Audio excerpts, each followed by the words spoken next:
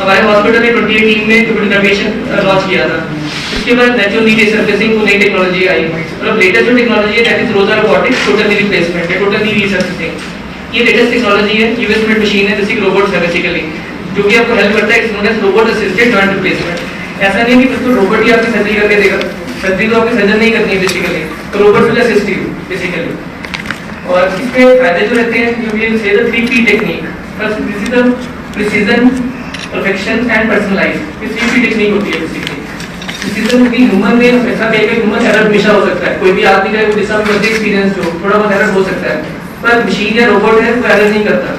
इसमें नॉर्मली क्या करते थे कि पहले नी को खोलते थे, नी खोलते उसका साइज देखना, कहाँ से कट लगाना है, कितना कट करना है, वो देखते थे।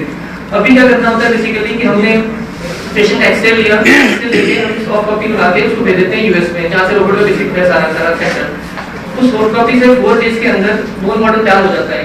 जो बोन मॉडल होता है वो बेसिकली हमारे पास 4 डेज के अंदर ईमेल से आ जाता है, उसको हम पेनड्राइव में फीड करके रोबोट में इंस्टॉल कर देते हैं। तो जो भी इन्फॉर्मेशन होगी पेशेंट की एक्सरे की, जो भी इन्फॉर्मेशन है वो रोबोट को पहले ही पता लग जाती है। तो उसमें जैसे आप नी को खोलते हो, रोबोट को पहले ही पता है कि कितना इम्प्लांट, कौन सा इम्प्लांट कहाँ से कितनी कट करना है, पहले रोबोट को बता देगा। इसमें जो बोन लॉस होता है, मतलब बोन कटिंग होती है ऑलमोस्ट 1 to 2 mm, और जो आपकी एक्यूरेसी है वो ऑलमोस्ट 0.1 mm तक एक्यूरेट होता है जो भी हम कर रहे होते हैं। तो उससे फायदा क्या मिलता है पेशेंट को, एक तो ब्लड लॉस बहुत कम हो जाता है, क्योंकि पहले के टाइम में हम रूटीन में जब भी बोन में इंसिजन लगाते थे उसके बाद माप लेते थे, उसके लिए बोन में रॉड डालते थे, जिसे कहते हैं इंटरमोलरी रॉड डालते थे फीमर बोन के अंदर, फीमर बोन थाई बोन के अंदर। इसमें आपको रॉड डालने की जरूरत नहीं पड़ती। जब भी हम रॉड डालते थे तो उसमें कई बार चांसेस होते थे फैट एम्बोलिज्म के। फैट एम्बोलिज्म में नॉर्मल भाषा में समझाना चाहूँ तो गुद्दा निकलता था हड्डी में से, गुद्दा लेके भी ब्लड में पास हो जाता है, उसे फैट एम्बोलिज्म बोलते हैं। उसके चांसेस होते थे 2 to 3% रूटीन में। इसमें वो चांसेस भी और कम हो जाते हैं क्योंकि आपने रॉड डालनी नहीं है हड्डी के अंदर। तो बेसिकली उससे आपका एक फायदा हो गया, आपका ब्लड लॉस कम हो रहा है, दूसरा आपका बोन कटिंग है वो कम हो गई है, तीसरा जो नॉर्मल अपने स्ट्रक्चर्स है, चाहे लिगामेंट्स है, जो भी चीजें हैं वो सब बच जाती हैं। तो पेशेंट को जो फीलिंग आती है वो नॉर्मली की फीलिंग आती है काफी ज्यादा। नंबर 4, पेशेंट को जो भी इसकी लॉन्जिविटी है प्लांट की, क्योंकि प्लांट की अलाइनमेंट 100% हो चुकी है, तो लॉन्जिविटी उसकी प्लांट की और थोड़ी बढ़ जाती है। पहले के टाइम पे लॉन्जिविटी होती थी आपकी 8 से 10 ईयर ऊपर 10 साल, फिर नए नए प्लांट्स हैं उससे 20 साल लाइफ होगी। अब रूटीन में 30 ईयर्स की लाइफ वाले प्लांट मार्केट में अवेलेबल है। तो डिसाइड करता है कि पर्सनलाइज्ड, प्रिसीजन और परफेक्शन। प्रिसीजन और परफेक्शन में रोबोट देगा, पर्सनलाइज आपका इम्प्लांट आपके हिसाब से प्लांट डिजाइन होकर होगा और उसको फिट किया जाएगा प्रॉपर कटिंग के साथ, इसलिए हम कहते हैं पर्सनलाइज। ये बेसिक 3P टेक्निक है हमारी।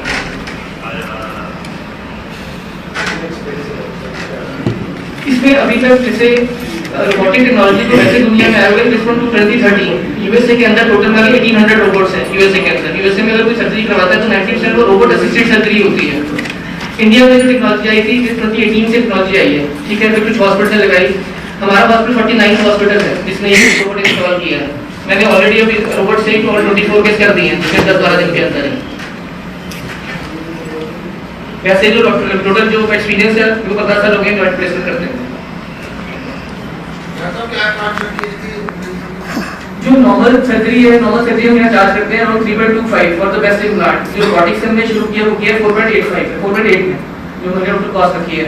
नॉर्मली अगर चंडीगढ़ में, दिल्ली में देखेंगे तो नॉर्मल सर्जरी के अभी दिल्ली में ऑलमोस्ट 5.5 लाख चार्जेस हैं और चंडीगढ़ में 4.4 लाख चार्जेस हैं। रोबोटिक्स के चार्जेस बॉम्बे साइड पे ऑलमोस्ट 10 to 12 लाख हैं बॉम्बे साइड पे, और साउथ में बात करेंगे तो अराउंड 8 to 10 लाख। हमने बहुत इकोनॉमिकल रेट पे नॉर्मल कन्वेंशनल सर्जरी के रेट पे रोबोटिक को लॉन्च किया अभी यहाँ। Both needs package so all inclusive package. Basically इसमें 5 डेज का रूम स्टे, रहना, खाना पीना, दवाइयाँ, टेस्ट, ऑल इंक्लूसिव पैकेज है। एक्सेप्शन क्या रहती है कि और भी कोमॉर्बिड कंडीशन पेशेंट के अगर है, जैसे हार्ट की प्रॉब्लम, वो चीज अलग रहती है, पर ये नॉर्मल जो पैकेज है हमारा 20 चीज का पैकेज है 5 डेज का। सिंगल नी में रोबोटिक्स में 2.85।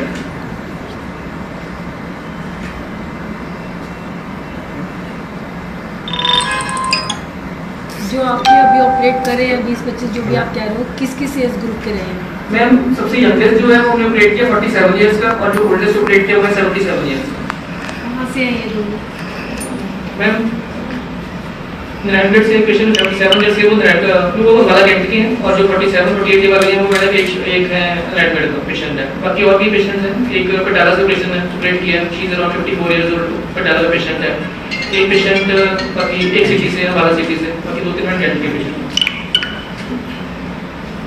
ऑपरेट होने के बाद पेशेंट को क्या मतलब किस तरीके से अपने आप को मैम इसमें रोबोटिक्स के बाद ना पेशेंट सेम डे खड़ा हो सकता है, मतलब विदिन 24 आवर्स पेशेंट को हम खड़ा कर देते हैं और पेशेंट को सिर्फ 3 से 4 दिन के लिए वॉकर यूज करना पड़ता है।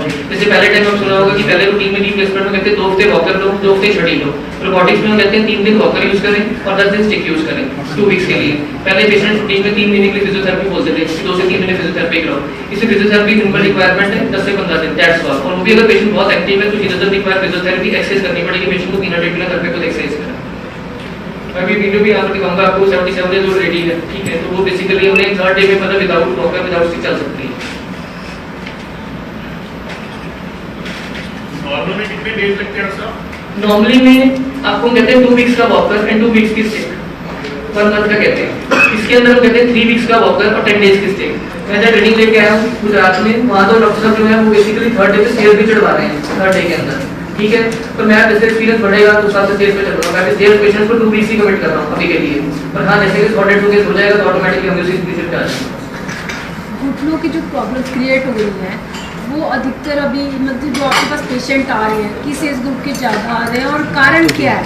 मैम बेसिकली एज ग्रुप पहले अगर आपको आज से 15 ईयर बैक तो ऑलमोस्ट एज ग्रुप होता था 55-60 प्लस पेशेंट्स को आता था, और आप रूटीन में देखोगे 40, 45, 50 इस एज में पेशेंट आने शुरू हो गए। कारण क्या है? सबसे ठीक है, एक तो सबसे बड़ी बात फीमेल्स में बहुत चांसेस होते हैं, मतलब अगर मेल फीमेल की बात करें फीमेल्स टू मेल की रेशियो 2:1 है। फीमेल्स में कई रीजन जो रहते हैं, एक तो रहता है आपका hormonal changes, post menopausal ladies में बहुत एकदम से वीक होती हैं। नंबर 2 जो भी मतलब हमारा स्ट्रक्चर है वो ऐसा बना हुआ है कि फीमेल अपनी बॉडी के बारे में सबसे कम ध्यान रखती हैं रूटीन में, वो हमारा बचपन से ऐसा सिस्टम बना हुआ है इंडियन कल्चर का, ठीक है। तो अपना कैल्शियम इंटेक कह लो आप, वो सब चीजें हमारी कम रहती हैं। तीसरा एक्सरसाइज, लैक ऑफ एक्सरसाइज। चौथा ओबेसिटी, और फिफ्थ होता है जेनेटिक, कि पेरेंट्स में थोड़ी बहुत दिक्कत है बच्चे में आ सकती है। पर सबसे अगर मैं कहूँ जेनेटिक तो थोड़ा आप कंट्रोल नहीं कर सकते, जो 2 चीजें कंट्रोल कर सकते हैं तो 2 चीजें हैं, एक तो आपका वेट, तो आपको क्या हाथ में, number 1, number 2 exercise, routine exercise करें, और नंबर 3 अपना डाइट पे करें। डाइट में कैल्शियम सप्लीमेंट्स हो गए, मतलब इंटेक कैल्शियम इंटेक जो भी आपके मिल्क प्रोडक्ट्स हो गए, ठीक है, वो सब प्रोटीन में लेने चाहिए।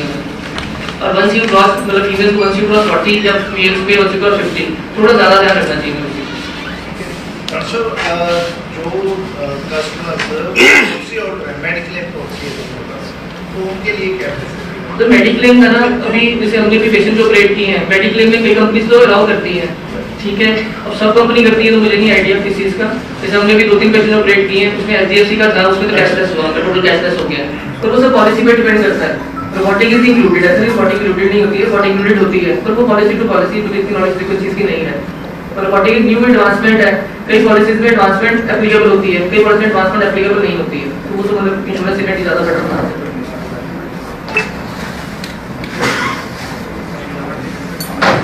तो मेरे मैनेजमेंट के सब हैं, मिस्टर नीरज सिंह जी, मिस्टर रोहित साहब और मिस्टर नीरज। ECH पैनल, इनका पैनल पे नहीं है। नहीं सर नहीं, खाने पीने पेशेंट के बाद ऐसे कोई परहेज नहीं है। जैसे पुरानी बातें बनी हुई है कि हमें दूध नहीं पीना, जब हमारा पेट में दूध नहीं पीना लोग कहते हैं कि बस पड़ जाएगी, ये सब मिथ है, मतलब ऐसा कुछ होता नहीं है वैसे। बल्कि जो भी पेशेंट ऑपरेट होता है बेसिकली प्रोटीन आपको ज़्यादा चाहिए, कैल्शियम और प्रोटीन ज़्यादा इंटेक होनी चाहिए, तो जितना ज़्यादा रखो उतना बेटर रहेगा। वो डायबिटिक पेशेंट है तो शुगर के जो प्रिकॉशन है वो तो लेने ही पड़ेंगे, पर ऐसा कोई मतलब कॉन्ट्राइंडिकेशन है कि ये खाना है और ये नहीं खाना है, बल्कि हाई प्रोटीन डाइट हो गया तो ज़्यादा रख लीजिएगा। अगर किसी पेशेंट को शुगर है जी सर, तो उसमें कितने मतलब आप ऑपरेट करने में? सर उसमें ऐसा रहता है कि सिर्फ शुगर के पेशेंट में शुगर कंट्रोल होनी चाहिए, क्योंकि आजकल तो है कि 30% लोग डायबिटिक है ही, मिलते ही आपको कोई जो भी पेशेंट आजकल 50+ है, किसी को हाइपरटेंशन है, किसी को शुगर है, किसी को थायराइड है, तो उसमें सिर्फ है कि आपकी शुगर कंट्रोल में हो तो आपको सर्जरी करनी है। मतलब ये नहीं कि शुगर 250-300 चल रही है आप ऑपरेट कर दो, क्योंकि एक रिस्क तो रहता है इन्फेक्शन का, इन्फेक्शन किसी पेशेंट को कहीं भी हो सकती है, ठीक है। तो वो चांसेस जो होते हैं वो 0.5% चांस तो रहता है इन्फेक्शन होने का। डायबिटिक्स में थोड़ा चांस इंक्रीज हो जाता है, तो इट शुड बी बेटर कि भाई आप थोड़ा टाइम वेट कर लो, sugar should be under control, then go ahead with surgery, कोई दिक्कत नहीं आती। सर प्रोपोर्शन स्टेज पे कोई खाने पीने का रहता है कि घी तेल का ऐसा कुछ इशू रहता है? हाँ जी सर, सॉरी प्रोपोर्शन स्टेज पे कि कोई घी तेल का कोई इशू रहता है? नहीं सर, वैसे एज अ प्रिकॉशन तो लेना ही चाहिए कि मैं ज़्यादा जब होगी घी या तेल चीज़ें कम रखनी चाहिए, क्योंकि वैसे तो वेट करना है, वाली बात की मैंने, वेट आपका नॉर्मल होना चाहिए, ठीक है। अगर आप जैसे पुराने बुजुर्ग को वो 70-80 साल तक खाते पीते बहुत थे और भागते पीते काम भी हाथ से करते थे, उनको दिक्कत नहीं आती थी, आज के लोगों को आती है। वो इसलिए कि हमारा जो डाइट है वो तो अच्छी है, अच्छी को खराब होगा बेसिकली, बर्गर हो गया, पिज्जा हो गया, इतना फास्ट फूड हमने इंक्लूड कर लिया, और जो हाथ से करने वाला काम है वो हमारा कम हो गया। तो फिजिकल एक्टिविटी बहुत जरूरी है। अगर फिजिकल एक्टिविटी आपकी बिल्कुल ठीक चल रही है, आप जो मर्जी खाई तो सब बच जाएगा। पर फिजिकल एक्टिविटी कम है आपको, फिर तो जो भी खा रहे हो फैट की फॉर्म में डिपॉजिट हो रहा है बॉडी के अंदर। या आप ड्यूरिंग कोविड या आफ्टर कोविड चीज को बर्थ इंक्रीज हुए पेशेंट्स सर ऑस्टियोआर्थराइटिस तो ऐसा कोविड में नहीं फर्क कह सकता, हाँ बॉडी एक्स तो जरूर कह सकते हैं कि पेशेंट जो भी पोस्ट कोविड पेशेंट है उनको बॉडी एक्स की प्रॉब्लम तो कई पेशेंट्स को रही है, 3 to 6 मंथ से काफी पेशेंट को जूझना पड़ रहा है इस चीज के लिए। पर ऑस्टियोआर्थराइटिस ऐसा कोई कोविड का इफेक्ट नहीं है। डॉक्टर साहब नॉर्मल सर्जरी और रोबोटिक सर्जरी में फ़र्क क्या है, आप उसमें क्या कहते हैं, और सक्सेसफुल रेट कितना है इन लोगों का? सर बेसिकली मोटे-मोटे 3-4 डिफरेंसेस हैं, ठीक है। एक तो पहला डिफरेंस मैंने आपको ये बताया कि नॉर्मल में आप साइजेस खुद लेते थे सारे के सारे, तो तेरा ऑलवेज चांसेस ऑफ एरर, ठीक है। रोबोटिक में एरर का चांस नहीं रहता क्योंकि सारा कुछ जो है एक्सरे बेस्ड रोबोट ने करना है बेसिकली, नंबर 1। नंबर 2, आप एक रॉड डालते थे उसके अंदर तो फैट एबॉर्शन चांसेस थोड़े ज्यादा रहते थे, इसमें रॉड नहीं डालनी पड़ती, फैट एबॉर्शन चांसेस कम हो जाते हैं। नंबर 3, ब्लड लॉस ऑलमोस्ट आपका 50 to 60% लेस है as compare to conventional surgery. Number 4, जो आपकी टिश्यू कटिंग होती है वो ऑलमोस्ट आपकी 30 से 40% कम है रोबोटिक्स के अंदर। नंबर 5, रिकवरी पीरियड, ये सारी चीजें हेल्प करते करते रिकवरी आपकी 50% ड्यूरेशन कम हो जाती है, रिकवरी फिजियोथेरेपी की रिक्वायरमेंट कम हो जाती है। तो मोटे-मोटे 5 डिफरेंसेस। सर सक्सेस रेट क्या है इसमें? कंप्लेंट भी आती है कुछ पेशेंट ऐसे होते हैं सर मैंने कहा ना कि सर्जरी तो मतलब बेसिकली कोई भी सर्जरी हो, ठीक है, उसमें कॉम्प्लिकेशन हो सकती है, बिल्कुल हो सकती है, ठीक है। वो नॉर्मल जो कन्वेंशनल सर्जरी की कॉम्प्लिकेशन है रोबोटिक में भी होंगी, वो थोड़ी बहुत तो आ सकती है, जैसे फैट एम्बोलिज्म है या ब्लड लॉस है या फिर इन्फेक्शन है, ये तो थोड़े बहुत रह सकते हैं किसी पे। पर हमने बेसिकली कह रहा है कि कोई भी there is no perfect surgery, there is no मतलब perfect surgeon, there is no perfect surgery. हमारी कॉम्प्लिकेशन रेट जो है और रिकवरी टाइम है उसी को डिक्रीज कर सकते हो बेसिकली। अगर आप आज से 25 साल पहले चलें तो लेप्रोस्कोपी ऑपरेशन नहीं होते थे कितने के किसी भी चीज के, ठीक है, सब लोग ओपन ही करते थे कि ओपन ही होना है। पर आज किसी को ओपन सर्जरी करवानी है पता कहते नहीं तो दूरबीन से ही करवाएंगे। और ऐसा नहीं दूरबीन में सारे सक्सेसफुल होते हैं, ऐसा तो बिल्कुल नहीं है। पर आपकी कॉम्प्लिकेशन रेट कम हो जाएगा, कोई चीरा कम लगा आपको बेसिकली, ठीक है, और रिकवरी आपकी फास्ट हो जाएगी। तो सर्जरी का मेन एम तो ये है कि हमारा रिकवरी फास्ट और एक्यूरेसी बढ़े, दो चीजें कर सकते हैं। पर इफ यू से कि 100% वर्ड है नहीं, मेडिकल पे 100% वर्ड ही नहीं है मेडिकल में। कितना समय लग जाता है रोबोटिक से पूरा knee sir replacement? Almost it takes around per surgery 30 to 40 minutes पर नी। एक घंटे में fix।